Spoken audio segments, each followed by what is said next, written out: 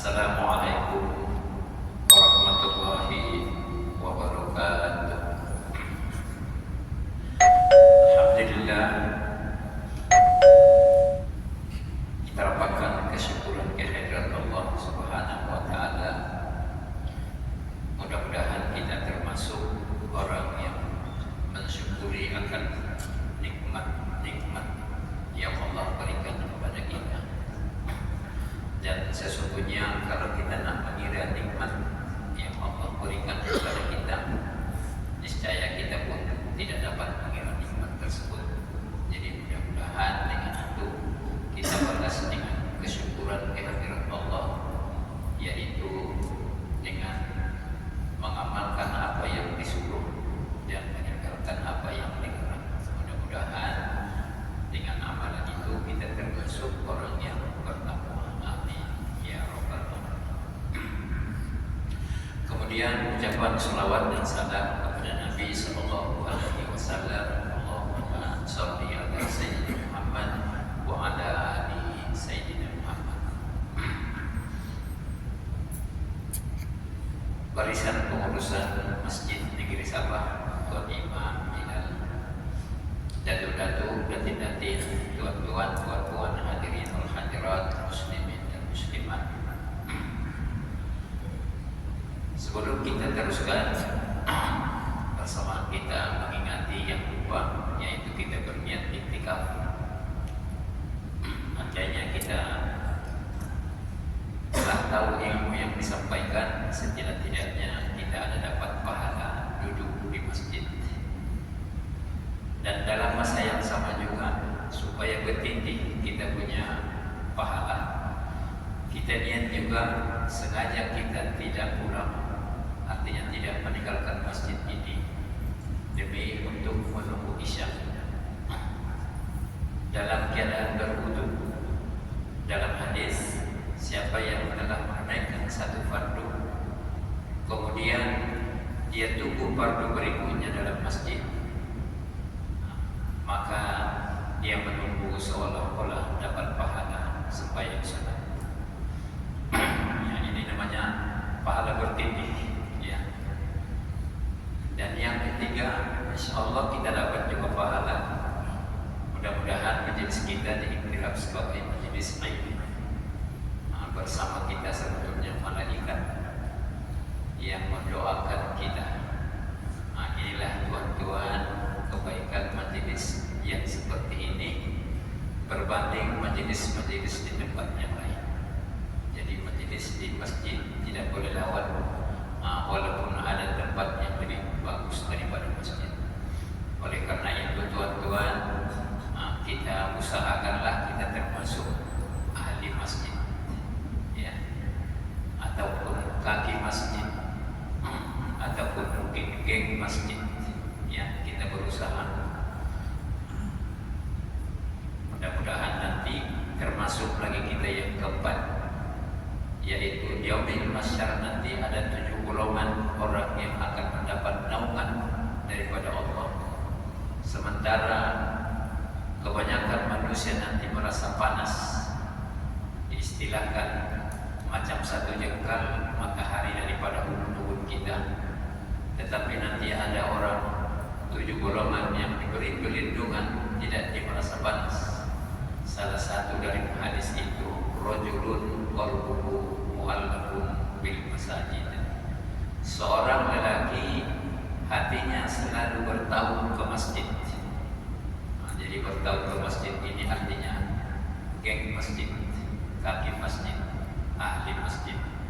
Selalulah kita usahakan untuk datang ke masjid. Kalau kita sudah selalu datang, kalau tidak datang nanti macam ada sesuatu kita rasa macam lain. Kenapa di malam lainnya? Oh, patutlah aku tidak pergi masjid.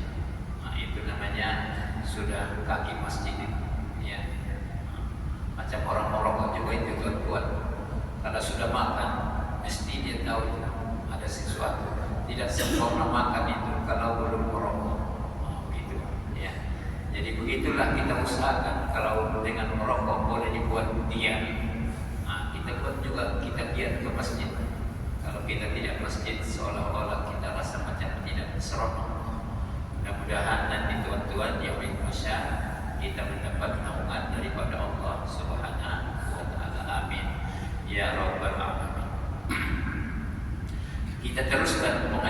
kita selepas 1 bulan lebih kita cuti, ya 2 minggu kebelakangan ini kita telah melihat, yaitu mudah-mudahan amalan kita tidak tersekat dibawa oleh malaikat hafazah.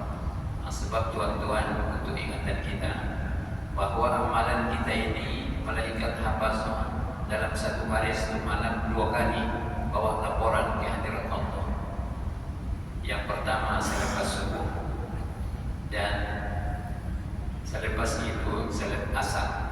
Jadi maknanya subuh apa yang kita buat dari malam ini sampai esok, maka besok malaikat hafazah akan bawa ke hadirat Allah Subhanahu wa taala.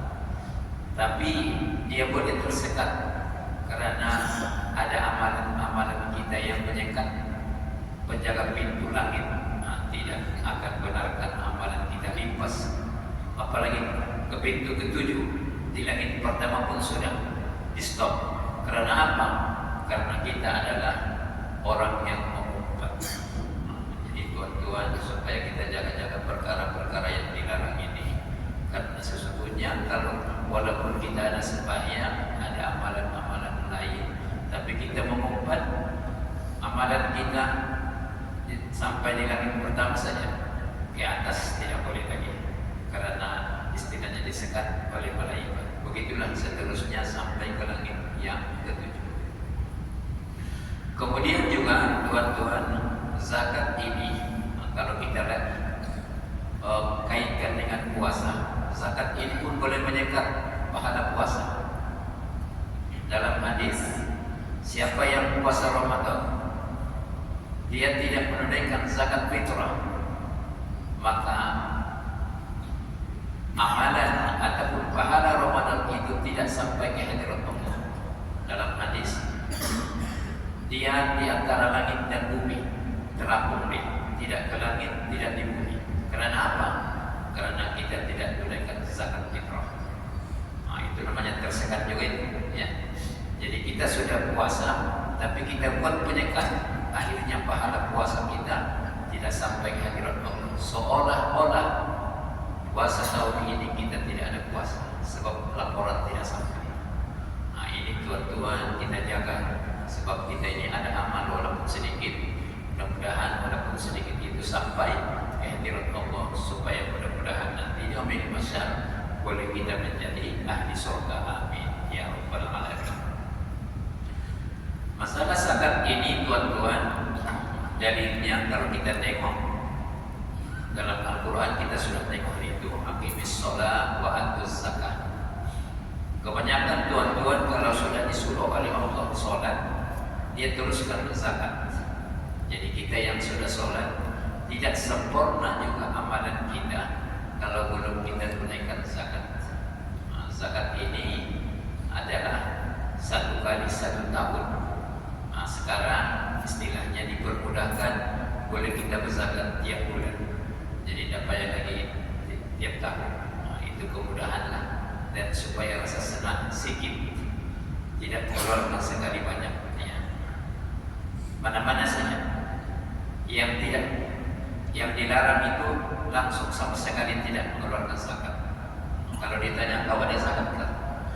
Mana orang itu tahu itu kan? Aku saja yang tahu berapa saya punya di kawan kata. Memang kau saja yang tahu. Ya, tapi kau mesti ingat bilang kalau kita tidak mengeluarkan zakat, kita takut ditarik oleh Allah berkat duit kita itu. Dia tarik berkat duit.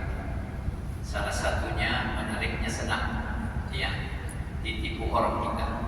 Sekilas mata saja habis duit. Ya. Perkara ini telah ada orang buat pengakuan dengan saya. Dia kata waktu saya dulu kaya lah itu saya kan, katanya. Kenapa? Ada saya punya kapal pak, katanya. Kan kaya lah itu kan. Kaya sudah betul kan? Iya kaya itu ada kapal saya. Tapi itulah waktu aku kaya lupa semua, katanya. Begitulah cakapnya, lupa semua. Maka Allah tarik, katanya. Orang tepuk saya punya bahu. Kami pergi ke bank, saya keluarkan semua duit. Selepas saya serahkan itu duit, baru saya terasa saya adalah ditipu orang. tapi orang sudah ingin boleh bebelah katanya. Nah, sampai sekarang inilah ini katanya, sudah miskin katanya. Ya, nah, begitulah tuan-tuan namanya kalau Allah sudah tarik keberkatan. Kalau Allah berikan keberkatan kepada kita punya rezeki, betul sedikit tapi cukup. Mana yang bagus? Banyak dapat tapi kurang.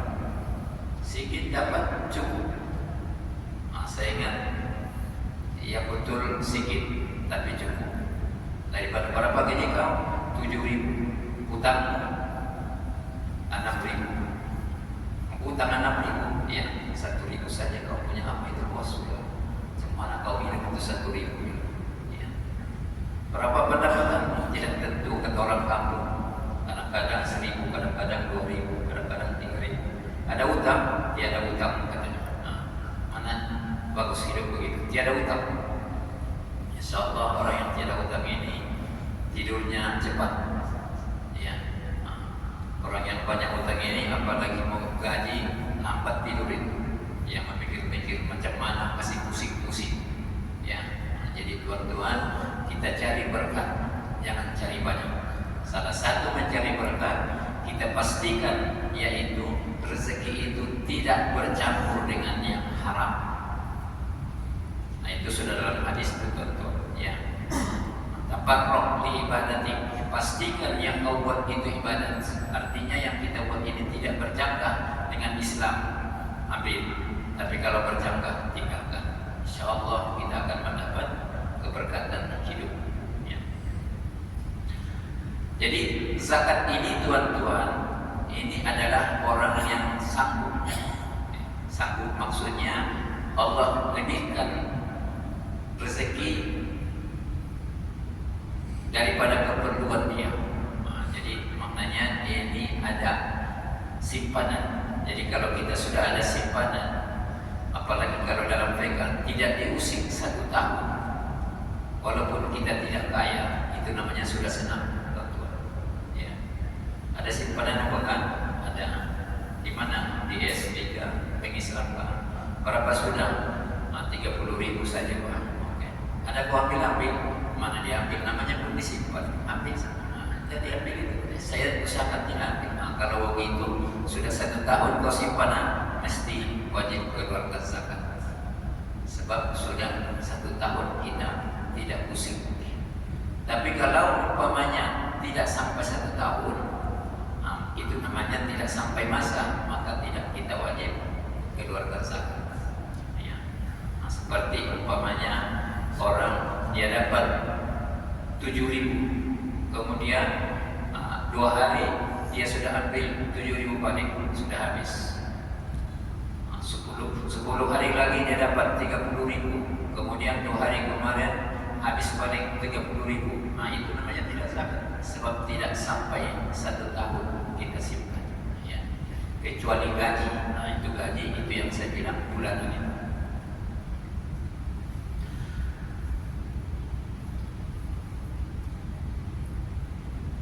Dalilnya lagi zakat ini daripada hadis Nabi an Ibnu Umar radhiyallahu anhu qala qala Rasulullah sallallahu alaihi wasallam, daripada Ibnu Umar semoga Allah meridhoi keduanya, berkata ia telah bersabda Rasulullah sallallahu alaihi wasallam, bunyal Islam ala khamsin, Islam itu dibina atau ditegakkan atas 5 rukun.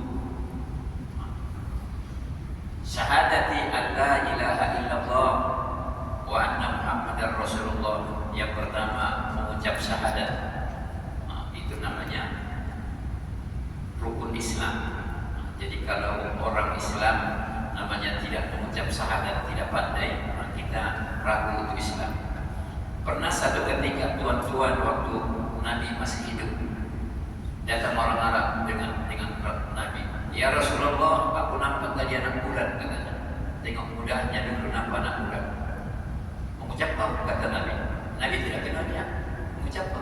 Mengucap Nabi. Asyhadu an la ilaha illallah wa asyhadu anna Muhammadar Rasulullah. Mengucap dia.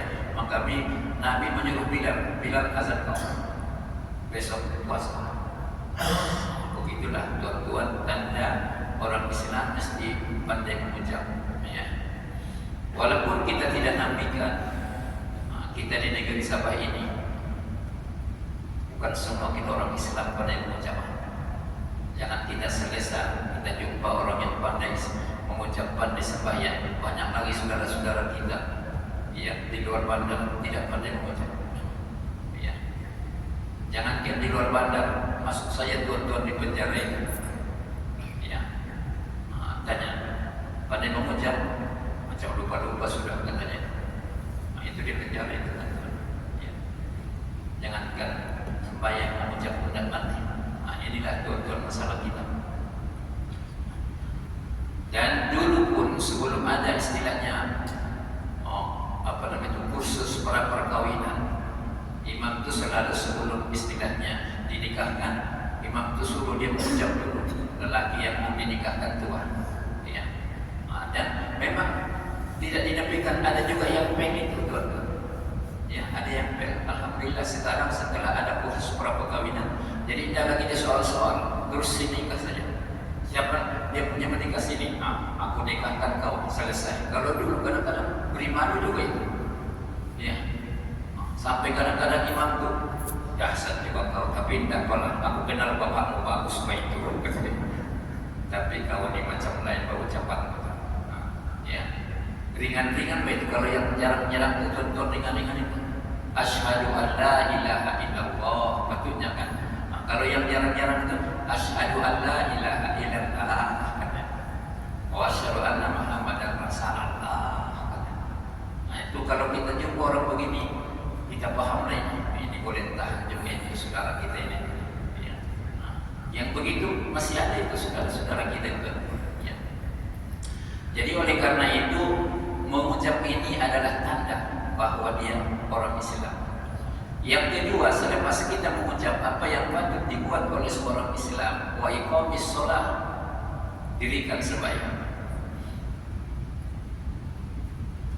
Dan ada orang kalau kita tanya, kenapa tidak sembahyang? Tidak pandai. Kalau kita pun istilahnya tidak pandai tidak sembahyang, sampai bila pun tidak akan pandai. Patutnya, walaupun tidak pandai, sembahyang saja menurut apa yang kita tahu. Macam mana sembahyang yang pandai katanya? Pernah kau nampak orang sembahyang kan? Pernah. Nah, ikut saja lah begitu. Nah, itulah kepandaian kita. Buatlah.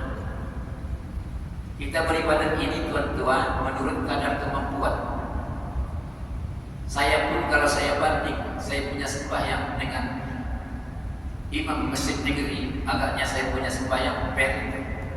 Ya, siap imam masjid negeri, Al-Quran itu di kepalanya. Ya, Al-Quran itu di otak. Saya menengok Al-Quran pun kadang-kadang masih salah baca. Itu baru ditengok, apalagi tidak ditengok. Tapi walau bagaimanapun tidak boleh kita cakap saya tidak sembahyang sebab bacaan saya tidak bagus. Baguslah untuk kita. Kalau kita tahu tidak bagus, andainya kita disuruh oleh imam, jangan kita mau jadi imam. Pasal kita tahu bacaan kita tidak bagus. Jadi kadang-kadang kalau orang ramai, macam mana supaya aku jadi imam? Katanya, biar orang tahu siapa saya. Katanya. Sekali dia tarik Fatihah, orang pun lain juga beliau ni katanya. Nampaknya tua tapi dia lain dia punya Fatihah. Ya. Jadi kalau kita tahu yang kita tidak tahu, jangan mau jadi imam. Kecuali di rumah, itu tanda pilih. Sebab istri tak boleh jadi imam. Ya, jadi di rumah mesti kita jadi imam. Walau macam mana pun, cakap sama istri, sabar saja kau orang. Aku ni bereban mula-mula begini. Kau sabar. Aku tahu pandai kau mengaji. Aku memang tak pandai, tapi sabar saja kau. InsyaAllah lama-lama boleh juga itu. Ya. Sebetulnya karena kita tidak belajar itu. Kalau kita belajar, insya Allah boleh. Tuan-tuan pernahkah dengar ceramah seorang ustaz dari Indonesia, namanya Ustaz Nababan? Dalam ceramahnya Ustaz Nababan dicakap selepas dia Islam 7 hari pada dia baca Quran. Tengok hidayah Allah itu. Dia belajar Quran 7 hari pandai baca. Nababan. Dia punya nama pun boleh tahu. Dari depan pun Nababan, dari belakang pun Nababan. Bukan senang itu dapat nama begitu tuan-tuan. Jadi maknanya kita belajar, ya belajar. Insya Allah kalau kita belajar mungkin juga itu. Sembahyang. Jadi sembahyang ini alasannya bukan pandai. Sudah sembahyang, sudah. Alhamdulillah. Mudah-mudahan sembahyang kita diterima oleh Allah. Sebab begitulah kepandaian kita. Jadi tidak boleh tidak cakap. Tidak sembahyang pasal tidak pandai. Tidak boleh. Ada lagi orang kenapa dia sembahyang? Sibuk. Tidak boleh nampak sibuk aku ini. Bukan macam kau yang sudah bersalah dan sibuk katanya pula. Macam dia pergi pula kita. Nanti kau terasa juga itu kalau panjang umur, ya. Jadi kita sembahyang macam mana pun mesti sembahyang. Teringatnya ini tuan-tuan, waktu Nabi hidup ada satu suku namanya Bani Saqif. Bani Saqif ini rupanya mereka ini musyawarah. Hasil musyawarah mereka bagus kita masuk Islam. Tapi ada satu permintaan dengan Muhammad, kasih tahu delegasi yang mau jumpa. Bilang orang tua, ya Muhammad kami masuk Islam satu suku, ramai-ramai. Macam kita dulu di Sabah tahun 80 kan, sekali Islam 200, ya 1000, ya tumpang terbau tak berapa ekor. Ini pun mau masuk satu suku. Tapi katanya, yang Muhammad kami sudah musyawarah, kami putuskan semua apa yang diajar oleh Islam kami ikut, kecualikan kami satulah katanya. Apa dia? Jangan kami ikut sembahyang. Rupanya tuan-tuan yang sembahyang ini dari dulu sudah orang pikir ini, bolehkah masuk Islam jangan sembahyang. Maka dijawab oleh Nabi, bainal kubri wal Islam tarkus sholah. Perbezaan orang kafir dengan Islam tidak sembahyang. Itu saja. Kalau Islam mesti sembahyang. Kalau tidak Islam, kalau tidak sembahyang tidak Islam. Jadi kalau kita tidak sembahyang sebetulnya waktu itu tiada tanda kita Islam. Jadi macam mana waktu kita tidak ada tanda Islam meninggal. Ini namanya subil khotimah, kesudahan yang buruk. Ya, meninggal dia sedang dalam tidak Islam dan dalam tidak sembahyang. Nauzubillah. Jadi oleh karena itu kepada kita dan usahakan kepada anak dan keluarga kita sembahyang tidak istilahnya mesti, kata orang kadang-kadang tiada masa, ambil masa untuk sembahyang. Ada lagi orang macam mana kalau tidak ikhlas, sembahyang saja ikhlas ataupun tidak belakang kira. Sebab ini kewajiban. Ya, jadi jangan kita cakap tidak ikhlas katanya. Ada lagi orang cakap macam mana kalau sembahyang tidak khusyuk katanya. Sebab kalau tidak khusyuk dia jawab guna katanya. Tidak sembahyang saja, insya Allah lama-lama khusyuk itu datang. Tapi kalau tidak sembahyang macam mana nak khusyuk? Sembahyang penting. Jadi tuan-tuan, pertanda kita Islam sebenar sembahyang. Bersokoklah kau, ya. Tapi tidak sembahyang, seolah-olah kita tidak Islam. Sebab orang Islam pun ada bersokok, yang tidak Islam pun ada bersokok. Ya.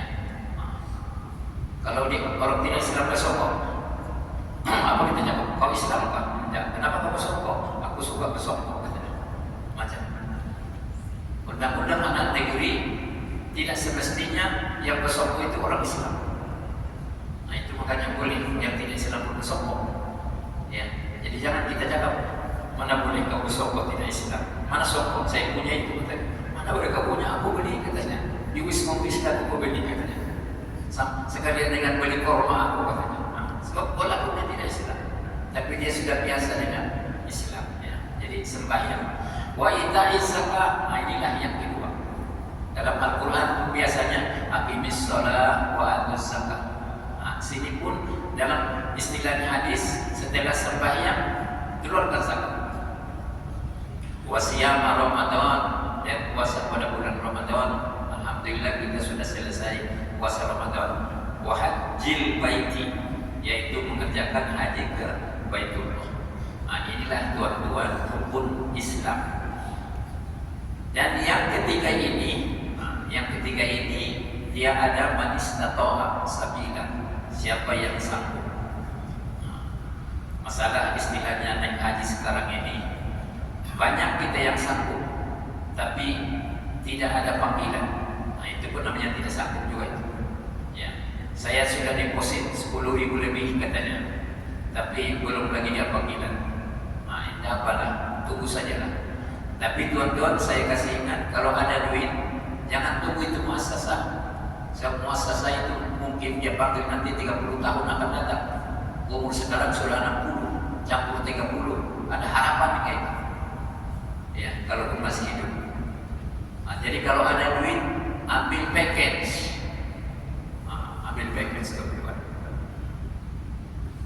Saya cakap begitu, apa dia cakap? Mahal bayi itu katanya. Kalau ada duit, bukan mahal itu. Yang mahal itu kalau tidak ada duit. Kalau ada duit, mana mahal itu? Orang paket-paket 100.000 pas satu orang. Tidak mahal bagi dia, pasal dia ada duit. Tapi kita yang tidak ada duit 100.000, memang kita cakap mahal. Nah, ini baru lagi istilahnya bersyarat. Nah, ada duit, maka istilahnya kita tunggu juga muasasah. Sedangkan muasasah cakap, kau tunggulah Pakcik 25 tahun lagi, sabar kau katanya. Mana ada harapan 25 tahun kalau sudah bersyarat tentu. Jadi kalau ada duit itu ambil package. Ya, yang setahu saya sekarang package 50.000, 70.000. Ya. Nah, sebab itu namanya sudah mampu. Sebab itu ada duit. Dan bayangkan tuan-tuan, kalau duit itu ada, tapi kita tunggu juga muasasah. Sekali kita meninggal, duit itu dengan siapa? Dengan anak lah. Nah, dengan anak. Bayangkan itu. Jadi oleh karena itu namanya sudah mampu, sebab kita ada duit.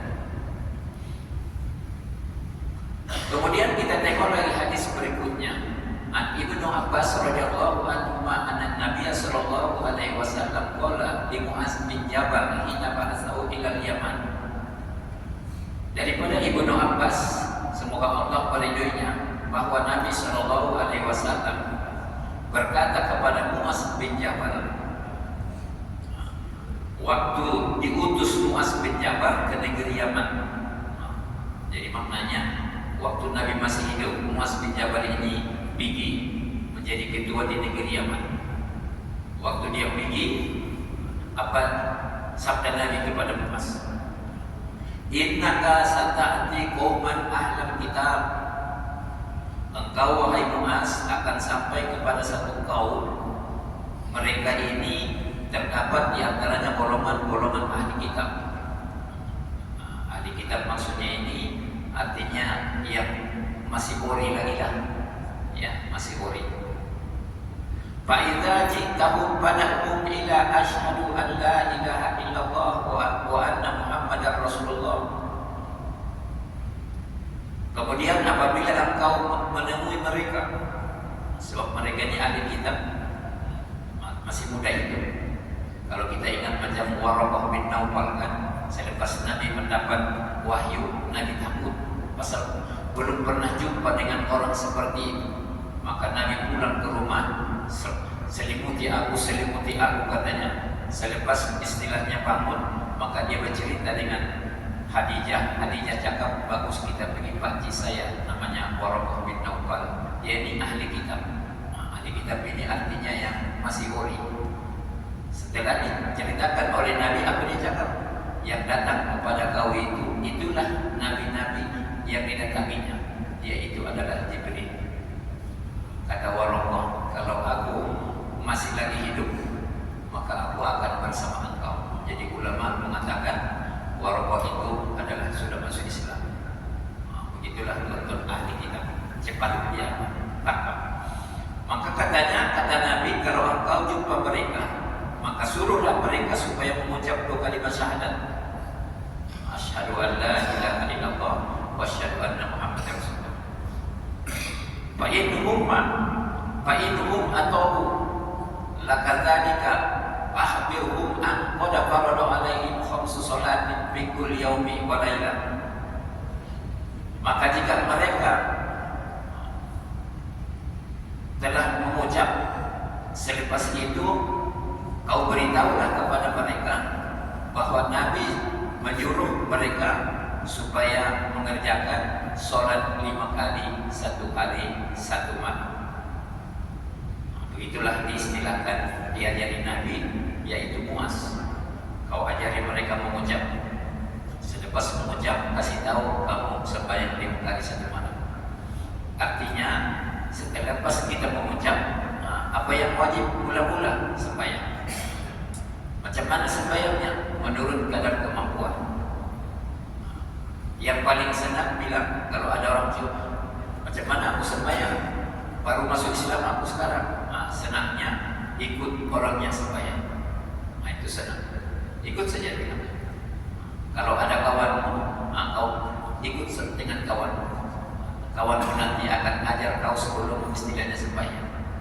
Apa yang aku baca, apa yang kau dapat dari Al-Quran. Kalau tidak ada, baca saja Bismillahirrahmanirrahim. Jadi jangan kita cakap kau belajar dulu bagus-bagus baru sembahyang katanya. Tahu-tahu 3 tahun belum lagi belajar kawan. Ditanya kenapa baru sembahyang? Belum pandai. Kenapa tak pandai? Belum belajar. Sembahyang saja tidak boleh, Ustaz itu cakap hari itu katanya. Ya, tahu-tahu meninggal orang tidak sembahyang karena dituah kita, maka kita pun dapat tanggung dosa. Sembahyang tiada istilahnya cuti. Ya, yang cuti adalah perempuan saja. Makanya tuan-tuan, kalau ada saudara kita yang tidak sembahyang, kasih tahu sama dia, jangan kau beri malu, kita lelaki tidak ada cuti sembahyang, bilang. Yang cuti perempuan saja. Ya. Cuma kadang-kadang perempuan pun ada setengah-tengahnya cuti sepanjang tahun. Ini pun boleh tahan juga orang. Ya, ya sembahyang wajib kalau sedang di bulan gitu. Sepanjang tahun pun di bulan. Ini namanya yang kita cakap dia tidak sembahyang, ya, dengan alasan-alasan. Fa'inhum atau ulah laka bizalika fa'ahbirhum anna Allah qad farada alaihim shadaqah tukhazu min aqniyaihim faturaddu ala fuqaraihim. Jika mereka mematuhi suruhan, mereka sudah tadi istilahnya sembahyang, maka habarkanlah kepada mereka bahwa Allah telah memfardukan atas kamu zakat. Zakat ini apa itu? Diambil daripada orang-orang yang kaya untuk diberikan kepada mereka yang miskin. Itulah zakat. Jadi artinya kalau ada orang yang sudah cukup nisab, dia tidak keluarkan hartanya zakat, sebetulnya dia makan harta orang lain, walaupun itu atas nama dia di bank. Umpamanya lah, ada dia punya simpanan 100.000, dia tidak keluarkan zakat, dia makan. Dia kata ini duitku, sebetulnya itu bukan duitku, bilang. Tiap-tiap 1.000 orang lain punya sudah, yaitu 1.000 di sana 15 RM 25 ringgit, bukan kita punya. Jadi kalau ada simpanan kita 50.000, 50.000 kali 50 kali 25, maknanya berapa itu? 5.000. Ya, 50 kali 25, 2.500, 5.000. Dia punya zakat, tuan-tuan. Artinya bukan kita punya itu. Itu makanya diistilahkan kalau dia tidak keluarkan zakat, seolah-olah dia telah mencuri. Walaupun secara istilahnya hukumnya dia tidak mencuri, tapi karena dia tidak keluarkan zakat, akhirnya dia sudah makan harta orang yang lain. Inilah tuan-tuan untuk ingatan kita. Ditakuti karena kita walaupun bukan lahirnya mencuri, maka ditarik oleh Allah keberkatan